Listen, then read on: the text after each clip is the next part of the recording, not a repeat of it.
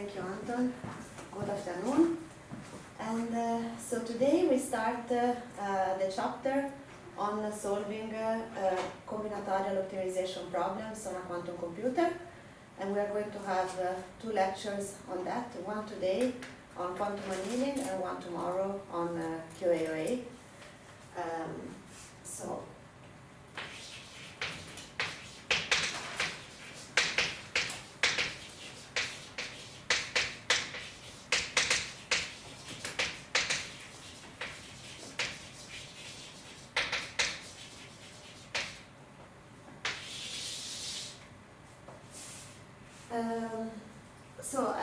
Today I started the first hour by introducing generalities on quantum annealing, and then the second hour we're going to have a specific example so that I found in a recently submitted paper that can be found on arXiv, where they really do the full exercise of taking a real-world problem, namely flight gate assignment, and breaking it down with a mathematical modelization in a format that can be then programmed on D-Wave, and then they launched the simulations on D-Wave, which is, by the way, the currently available quantum computer with 2000 qubit, even if many people have argued that it's not a fully coherent quantum computer. So there is still a bit of mystery. I will say a couple of words later about that.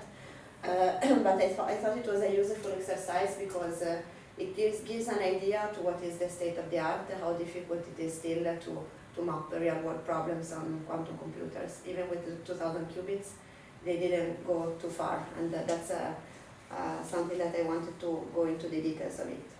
But before going there, I wanted to start by defining what are these combinatorial optimization problems. Typically, they are problems that involve a very, very, very large amount of possible configurations, and the solution is typically one of these configurations which minimizes a certain cost function. So let me do a list of typical problems. So there is the traveling salesperson, where in input we are given a list of cities and the distances among them.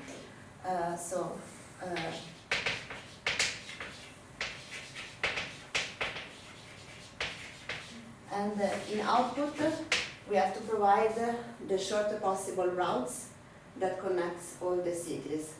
So,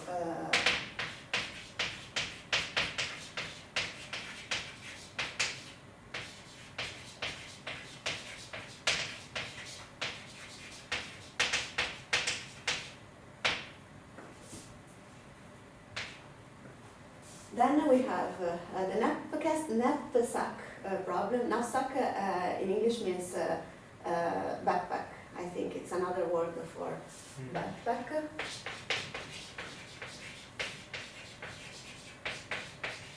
And so here you are given a list of objects that have a certain weight and a certain value.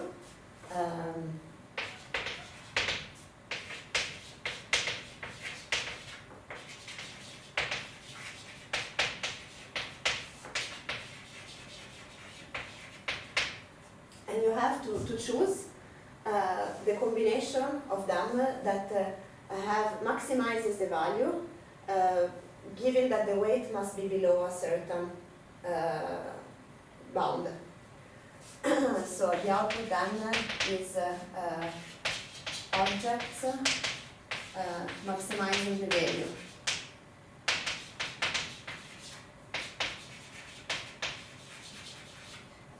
With a total weight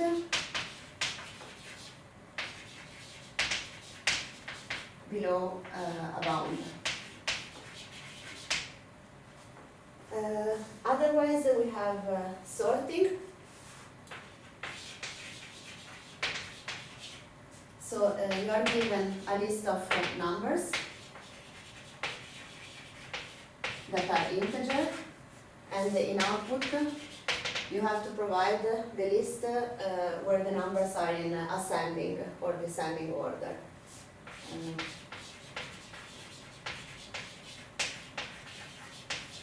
for instance. And then we have also the integer factorization problem that Martin Eker has been extensively talking about.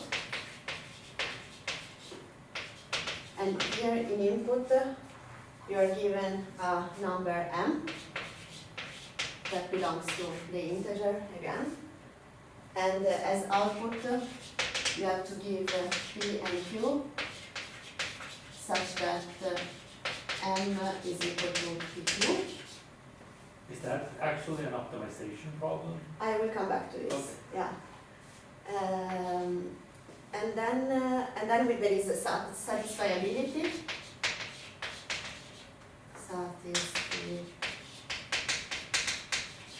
And then here you are given a Boolean expression of many variables.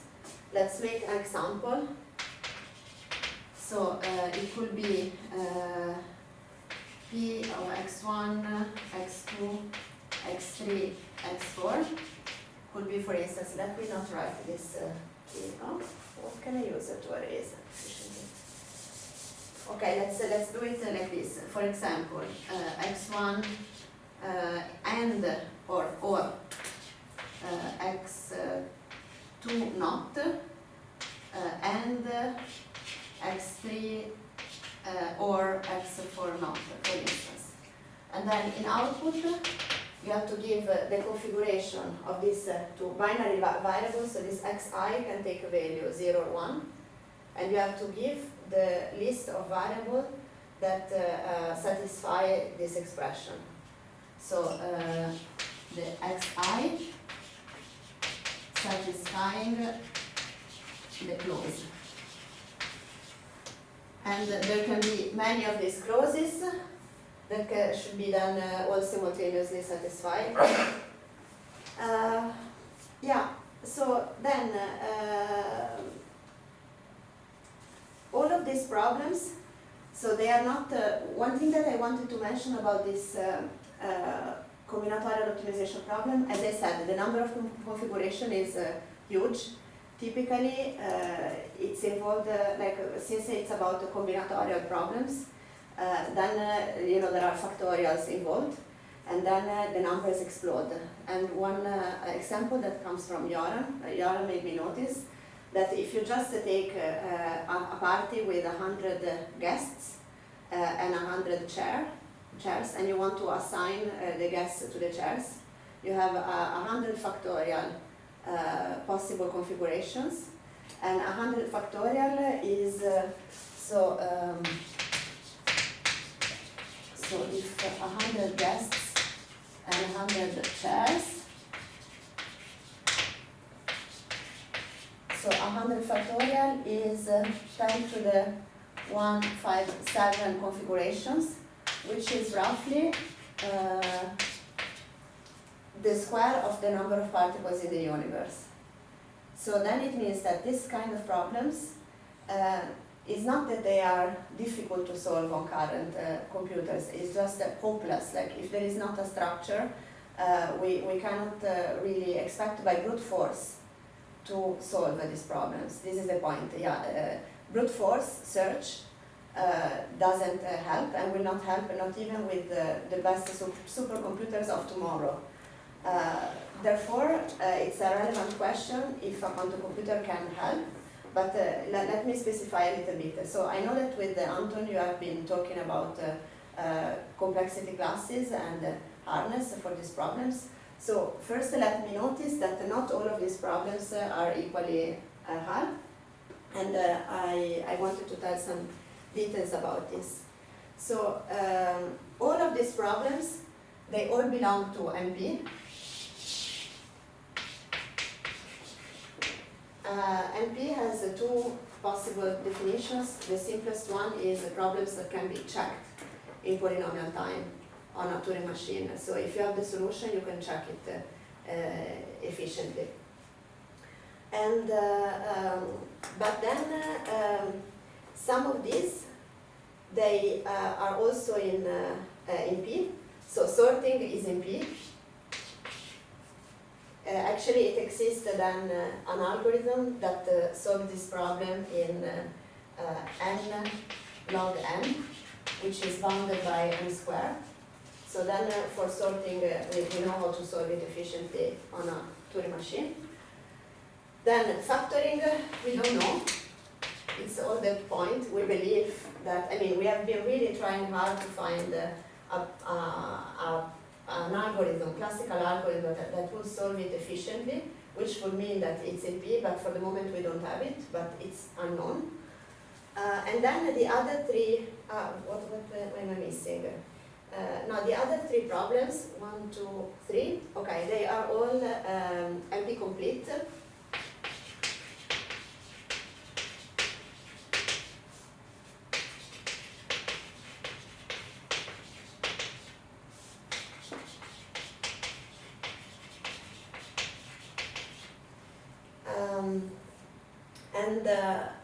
So which means that if you're able to solve these problems, then you can solve all the problems in the class NP with a polynomial overhead by reduction. And this I think you have seen with Anton, this definition. So in this sense, we do not expect a quantum computer either to solve these problems efficiently, because we do not believe that the class NP is contained in BQP. So this is the class of problems that can be efficiently verified on a classical computer, and these are the problems that can be solved efficiently on a quantum computer. And we believe that the two classes are like this, so that there are problems that are here that are not here, and vice versa. I put some references in the notes where, like, of the Scott Alonso blog, for instance, where he gives a little bit more arguments why we believe that this is the case, but it's still unknown.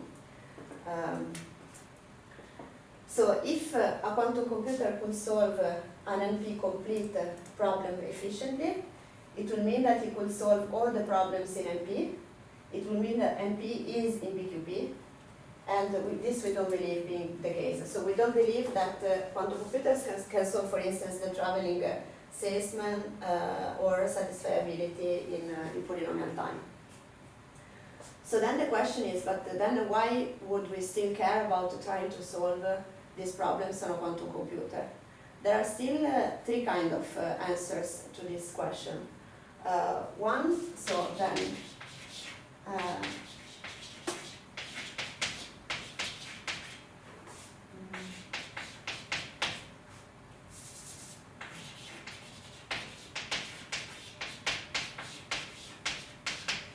so one reason are the problem like factoring, where we really don't know where a part, okay, that is in NP, but it's not an NP complete. So in principle, there could be an algorithm that solves it efficiently without how to say, having this being included. So it could be a problem here. So then part of the reason is for these problems.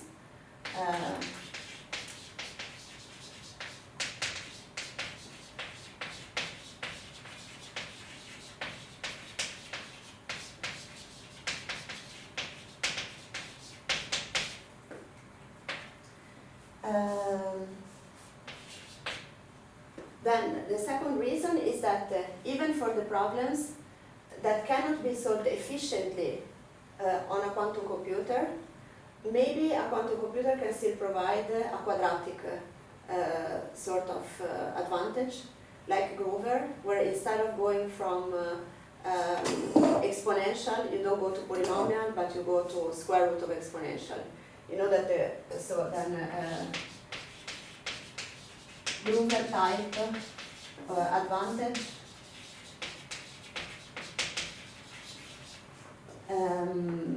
So in Grover, you have n, which is 2 to the n configurations.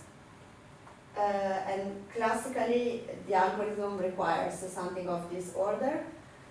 And the quantum computer can do square root of n, which is 2 to the n over 2. So it's still exponential, but this exponent has been divided by 2.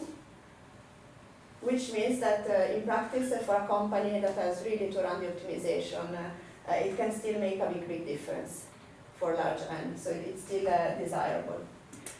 And the third, because actually I didn't mention, but these problems, as you can imagine, they are very relevant for a lot of companies in logistics. There are so many logistic problems that map into these problems. And the third reason is that sometimes, especially in a logistic perspective, good solutions that are not the perfect solution can be good enough. So then the existence of approximate solutions, let's say good enough,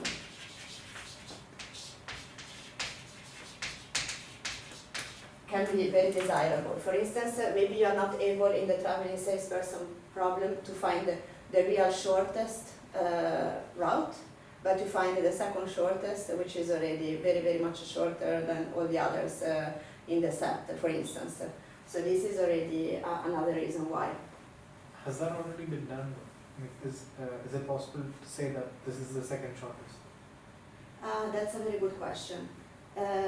No, what you can probably do when so I think it's a delicate question also, because many of these problems, they can, this also connects to what you were saying, they can be formulated in terms of decision problems, like for instance factoring, or like what can it be? So if you also think the knapsack problem, you can ask if there is a set of objects that maximizes the bound, for instance, with equal, like that it saturates the bound on the weight, for instance. So then it's a decision problem. So this, in principle, if you can solve it and you find yes, you find I find the solution that makes the weight equal to the bound, then you can really efficiently check your energy functional that now I will define, and it's 0, so you know it. If you don't find the energy functional that is really equal to 0, it's not very easy to know how good your solution is, I think. I mean, if you are a company, you don't care. You find that this solution is good enough and you use it. And this is kind of a pragmatic approach that justifies also the use of quantum computers with, also we will see tomorrow QAOA, where QAOA is really devoted to find an approximate solution. And you don't know actually how good it is, unless it is the solution of the decision problem and then you check that the energy does 0 and you can do it. Otherwise you have no clue to say how good, how close you are to the good solution. But if you are a company and you find, okay, but this makes me gain so much because now with this optimization I find this cost function is super small anyway for my purposes, then you are happy enough. And there are tools that come from semi-definite programming, for instance, or other ways where you can put a lower bound on what the solution should be. I could give you references for that, but I will not go into these details. Again, sorry. Yeah. Technically, all problems in MP are the decision version of the problem. Yeah. So the factorization is not MP complete, but the decision problem is like given a length L, is this the minimum length or not? That's the complete problem. Yeah. Whereas the optimization problem is actually an MP hard. So that, this I didn't know. yeah. So all problems in MP are decision problems. Yeah, this makes sense. Yeah, this is a sure. But when you go to the optimization version, it's actually an MP hard problem. Okay, this is I didn't know. So what? The next step to connect what you were saying now is that all of these problems can be formulated in terms of optimization problems. Where, for instance, in this, the first is obviously already, as it is written here, since I formulated in terms of the shortest route, then it's immediately clear that you want to minimize the length of the route. But even in the knapsack problem, you could minimize the difference between the bound and the weight that you are attaining. And as we said, if you put, if you ask the question, is there a set that saturates the bound, then it's the decision problem. In the sorting, you could also formulating in terms of optimization by introducing a penalty every time that the two integers in the list that you give me, they are not in the ascending order, for instance. And the factoring also, because you could minimize the difference m minus pq square. So then you could also see this as an optimization problem. And also with the satisfiability, where you want to satisfy the largest number of clauses possible. So I didn't know that the optimization versions were NPR'd. Yes, at least for the traveling salesman. Okay, it makes sense actually, because it means that they are, that if you can solve them, then you can solve the problems in NP and those NP complete. But it means that in principle they are outside of the class NP. Yes. Which means that can be something else than a decision problem. Yeah. It also means that it means that it's not, you can't verify in polynomial time. Yeah, not necessarily. But these here are NP complete. Like yes. The decision version is NP complete. Yes. So they are really in NP.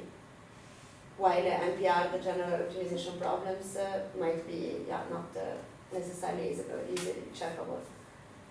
Because it might require you to go through all possible configurations to figure out if it was the right one or not. Yeah. Okay. Then this is for the promises of quantum computers. Now we can start with the first of the two algorithms that we are going to see to solve this kind of problems on quantum computer, and the first one is quantum annealing. And so there is a little bit of mess in the literature about the definition of quantum annealing, and I know I am going to say something, for instance, that is different from what Anton said. So the definition that I take refers also, so one place where you find it are the notes by Scott Parking. I put the reference, but it's quite intuitive, and it is just the restriction of adiabatic quantum computation to the case where you want to solve one of these combinatorial optimization problems. So to the case where the final Hamiltonian is a spin Hamiltonian which ground states encode the solution of a combinatorial optimization problem. You have seen with Anton that adiabatic quantum computation is a universal model of quantum computation, so you can solve everything on that. I mean everything, it's a universal model, like the circuit model, like a measurement based, while quantum annealing is restricted to the solution of these problems in my definition, and the Scott Parking one. So then you have seen already all the bases, because the Hamiltonian is the same, then the idea is the same. Usually you have a starting Hamiltonian and a final Hamiltonian, and then you have a scheduling function that depends on time, and that when t is equal to 0, h of t is equal to h0, and when t is equal to tau, which is the annealing time, h of tau is equal to h1. And the ground state of h1 is a certain configuration xi, where each xi can be 0 or 1, and that corresponds to the solution of the problem encoded.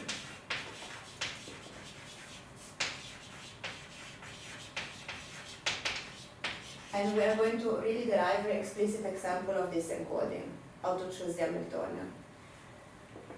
I wanted to make you notice that, so this is the basic version, then people can also choose other scheduling functions. So this factor in front is a scheduling function, and it doesn't matter what you choose. Here is linear, but it could be any function in principle, that is 0 for t equals, so where like, where this Hamiltonian is the initial one and at the end of the evolution you have this one.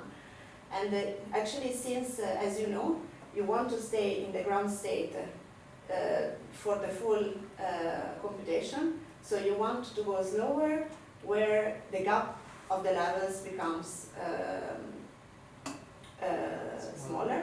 So then you might want to choose this in the way, like in a good way, so that you can optimize the speed of this process to have it more efficient.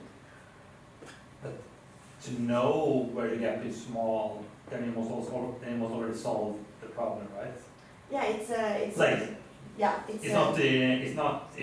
you can't calculate the gap efficiently, right? No, absolutely. But there are cases where people have used some non-trivial scheduling, so at least maybe they have some kind of, definitely they didn't solve the problem of the spectrum, but they probably have some heuristic way. There are also a lot of works on shortcut to adiabaticity and how to, or also how to, what's called the Berry has a lot of theory on how to drive the Hamiltonian, so to force, like to inhibit the transitions. But also that to know how to drive it, to really stay always in the ground state, you should know the structure of the problem. So yeah, but people have been, there are a lot of works on shortcuts to adiabaticity to make sure that you stay in the ground state and you go faster. But this is more or less heuristic because of the reason that you say. But when you gain a little bit of intuition in practice, you can gain something. Then I wanted to make you notice, so why is it called quantum annealing? So in metallurgy, people use the term annealing when they want to build a perfect crystal. So they start with a metal that has thermal fluctuations, and then they cool down slowly, and the goal is that at the end they would like to have the material, the metal, in the lowest energy configuration, which is a crystal. So what happens is that there are, in the energy landscape, depending on the arrangement of the atoms, there can be a lot of metastable states, so local minima. And the point is that if you go too fast, you might remain stuck in one of these local minima, while if you have, go very, very slow, then when you hit one of these local minima, the temperature might still be high enough to let you escape by thermal fluctuations. Is it the other way around? If you go too slow, then you get... Did I say too slow? I wanted to say too fast. Yeah. I mean, you have to, the annealing works well when the process is slow. Yeah. So if you go too fast, you might get stuck. Oh, okay. If you go too fast, you might, why is that? Because you might hit like a local minima of the energy that is not the full minima, but then your temperature is already down, so you don't have thermal fluctuations to escape. The heuristic understanding is that energy fluctuations, the thermal fluctuations allow you to escape if the barrier is not too high. And then this quantum annealing instead, so the idea is that as I mentioned by this definition, we always stay in the lowest energy state. But still we have quantum fluctuations. Why? Because typically, this Hamiltonian is diagonal in Z, while this Hamiltonian, wait, let me write it here.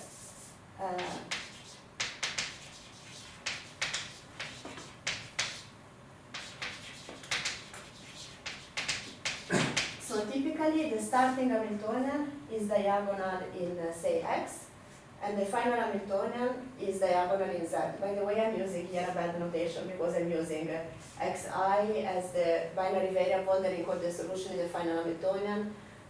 So this,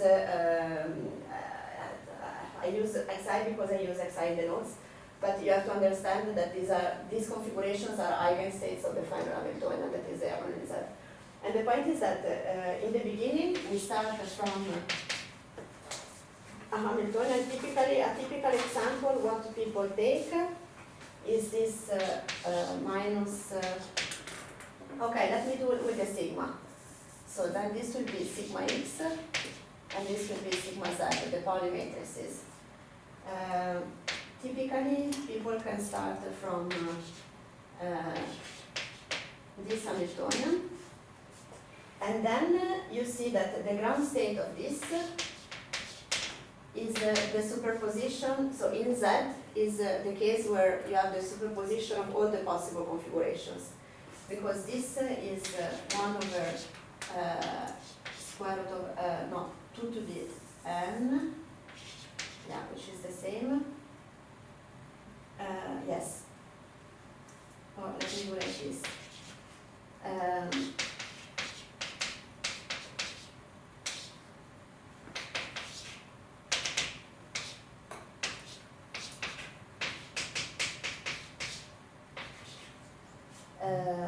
Yes. Okay, let me say, if I put it here, I don't put it here. Okay. So the idea is that in the variable, so this contains, as you know, you can write it as the superposition of all the possible z. Okay, I'm using bad notations. I used this in a previous course. Now I should put xi because these are the variables here, but you know what I mean. So here you have the status, the state of all the possible configurations of n qubits, basically. Then it means that you have a lot of quantum fluctuations. So it's called annealing in analogy to that, because instead of thermal fluctuations, you have a lot of quantum fluctuations, because in the beginning you start with a full superposition, and then you cool down, and then eventually you hope to have, instead of escaping by thermal, escaping by quantum tunneling, the energy barriers, and you hope to get to the final. Like quantum fluctuations. So this Hamiltonian, you know that like is diagonally in sigma x. It means that in terms of the variable z, you have full fluctuations. Okay. You know, like if z is defined, for instance, here we'll have a configuration of the qubit, something like this. While here you have the superposition of all the possible, Then it means that in the variable z, the input is totally non-determined. It's like when you have a qubit in X, then Z has a 50-50 probability. And here also, but for all the variables. So I guess here H0 means that you're driving the qubits continuously, right? It's a state in the beginning. Like sorry? It's a state. It's a steady state. But is it a steady? Because if you have that Hamiltonian, and you calculate e to the unitary of that as a function of time, it will be flopping between 0 and 1, right? Okay. In time, yeah, if you just keep that, so sure. So the fluctuation is that you're in 0, then you go to 1, so you're sort of in time, you're yes. spinning around, right? But what you are saying is that if you start from an eigenstate of Z and you apply this as a dynamical evolution. Yeah. I'm not saying this. Okay. I start in an eigenstate of X, which is this one, and then you can apply this sigma X Hamiltonian as much as you want, and you stay there. That's true. Okay. And that's the starting point. I see. And actually, what state it is? Actually, is the state that we mentioned so many times in the quantum algorithm of the previous lecture, is the state that you would prepare in a quantum circuit scenario. You would prepare it with all the Hadamard. You remember that we saw that if you do this, you get the superposition of all the possible spin configurations. So this is what the state is. You would prepare it like this, for instance. Okay, and then the final Hamiltonian. What is this? It's a spin Hamiltonian then, and typically people then take this Ising Hamiltonian,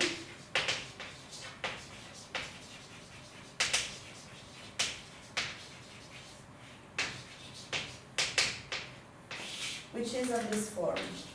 So H1 is equal to minus some ij from 1 to the n, and then you have couplings, sigma j z, sigma I, minus hi, sigma I z. Okay, let's make a specific example to be convinced of this.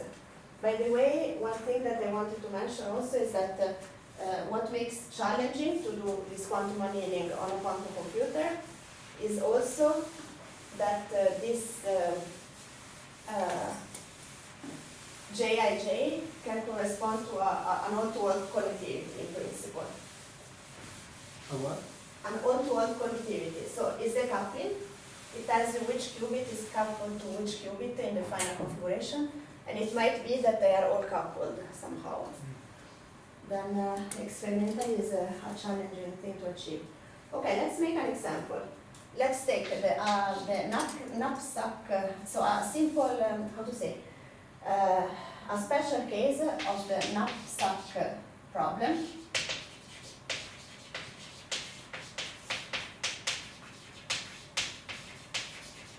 Where the weights are the same for all, so are they equal to the values for all the objects. And then this problem is called the subset sum.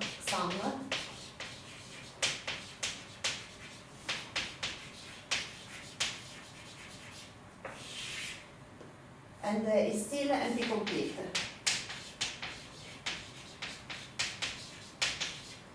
And then, so basically we can do a specific, so let me first formulate it, then it becomes like this. You have a list of integer numbers,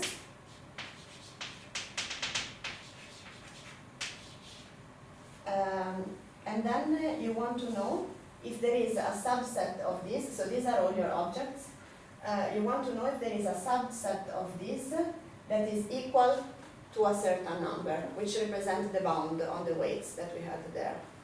That is a set of all combinations, is it? Hmm? That is a set of all combinations? No, these are the objects. Okay. And then this is, Okay. are the weights or values, is the same here. So is there, so given this set of objects with values and weights that are equal to this, is there a subset such that the sum is equal to n? So let's make an example. Let's take the case where n is equal to -5, -3, 1, 4, 9. By the way, yes, this is also the case where, okay, this belongs to Z, that can be positive or negative. And then I tell you that M is equal to 7. And then here you see that if you take 1, 9, and -3, it works. So then here we have that 1, so -3, 1, 9 are a solution.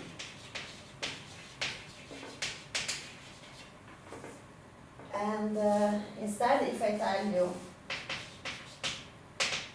that n is equal to -3, 2, 8, 4, 20, and then I tell you that m is equal to 13, then in this case, to the decision problem, the solution is no.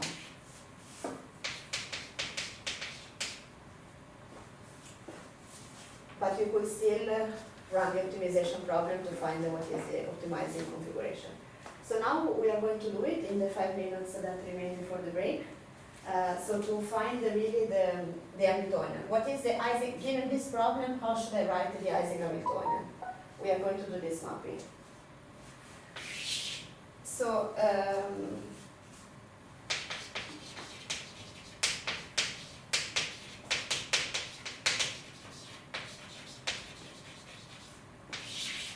so basically, you see that what we want to minimize is the difference between, we are going to associate binary variables to these objects that take value either 0 or 1. So these are going to be our xi. And they are 0 if I take the object in the backpack, and they are, sorry, they are 0 if I don't take the object in the backpack, and they are 1 if I take it. So you see in this example, I should take like a 0, 1, 1, 0, 1, for instance. This will be the solution configuration. So then it will be here, yeah, 0, 1, 1, 0, 1. So then the way of writing it is write this energy functional, that is a function of this configuration, binary variable that indicate the configuration, and that is the sum of, for each object, do I take it or not? This is my variable. And then I have to remove the weight,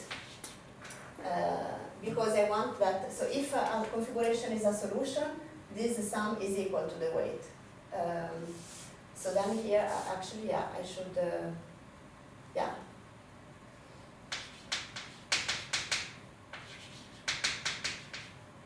So to make it, you know, like to make the two things match. So when I define it like this, these are the Ni that I take. So they are the Ni for which xi is equal to 1. So the correct complete formulation is this, that where the variable xi tells me if I take the object or not. So then now we have our energy functional, and now it's simple because we are going just to, so xi is equal to either 0 or 1, as we said. Now we are just going to make the mapping to spin variable by introducing these spins that can take a value plus 1 or minus 1. And then our Hamiltonian can be rewritten in terms of these spin variables, where we just replace this equation into this equation. So we get the sum from 1 to the n, and I 1/2 1 plus si minus m squared. So just I copied this with this replacement, and now we can do the product. So we have 3 terms. One is the square of this. So let's write the 3 terms, what they are. Actually, I want to write it in a way where, yeah, this can also be rewritten like the sum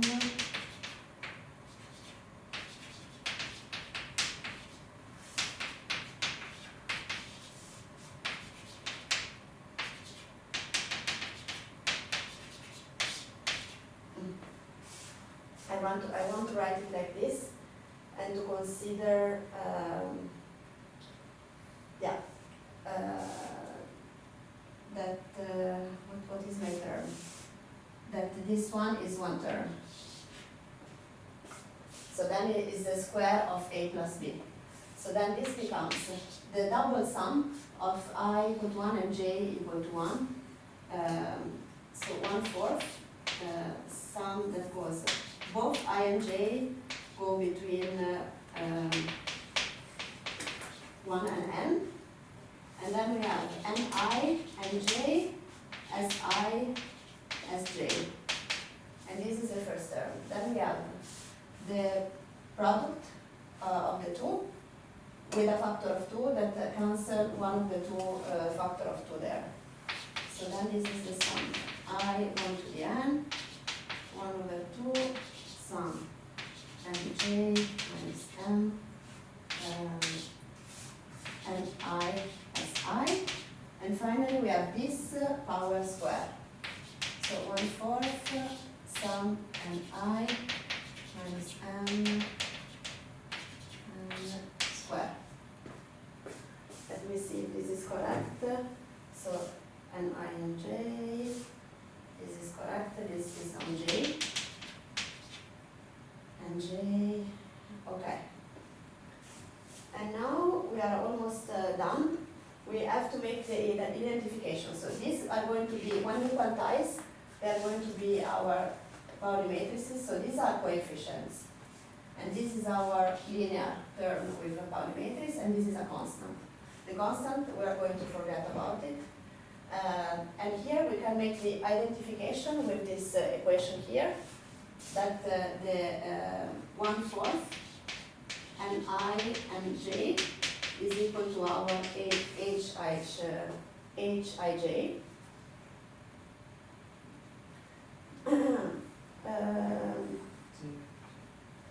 Why did I put it here? Sorry, I put it without 1/4 in the note, so let me put it like this also here. And then the other identification, you see that this is the linear term that multiplies the SI, like HI is the linear term here. So then we are going to identify, sorry, it's JIJ.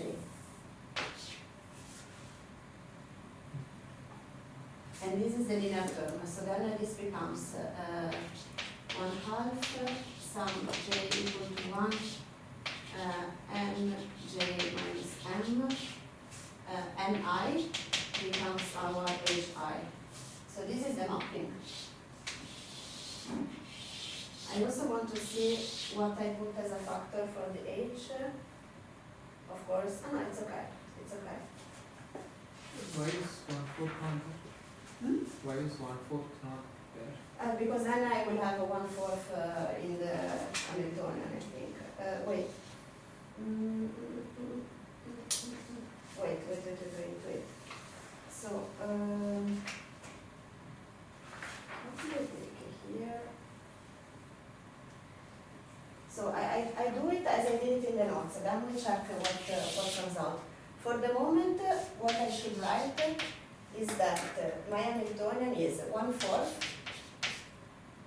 sum of, now ij, they run everywhere, from I to n. Then I should take jij, si, sj, and then plus sum e from 1 to n of hi, si. Now what we do is that we note that this is symmetric, and nij is equal to nji, trivially from this. So gij is also symmetric. Then we can write this, instead of indices I and j both from 1 to n, we can take I from 1 to n and j is smaller than I, it will be the same. And then there is a factor of 2 that goes away in this way. So then now this becomes, this becomes 1/2 sum I, 1 and I, and now j is larger than I and until n.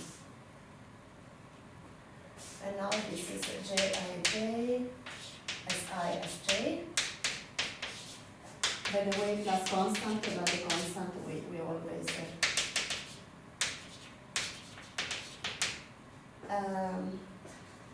and finally,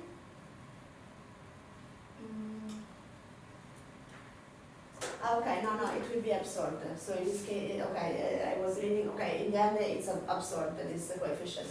I could have defined it here with a factor of 2 then. So in the end I'm going to absorb this here. So to make it precise, this is divided by 2. Then when we do this step, this is 1, 2, and this goes away.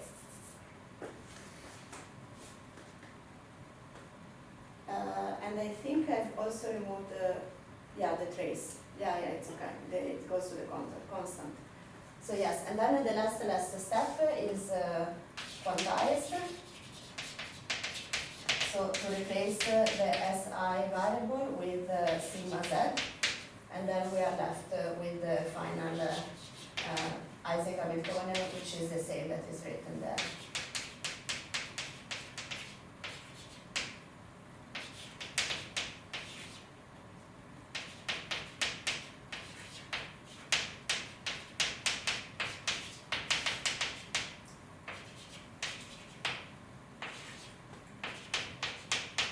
So in order to summarize all of this, if you want to solve a combinatorial optimization problem, like for instance, the subset sum problem, you are giving these numbers, an I and M, then how do? You prepare your quantum system in the superposition of all the possible spins by applying Hadamard transformation to each of them. So you have this eigenstate of H0, which is this superposition of all of them.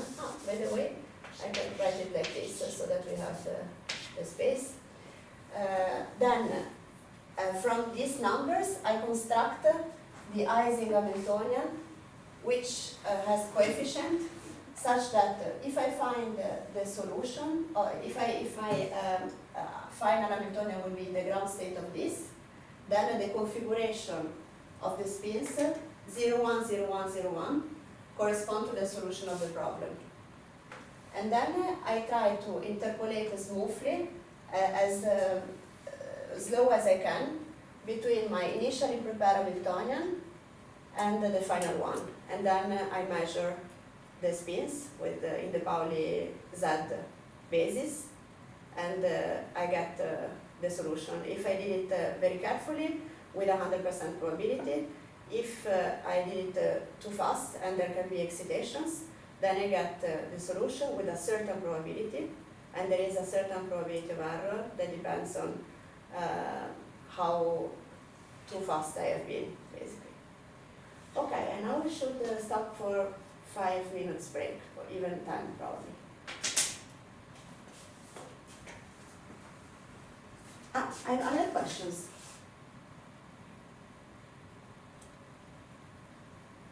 Maybe it's worth pointing out that the mapping between xi and si, like the sign there can matter depending on who you ask. Yeah, if Some you, people have 1 minus si. yeah.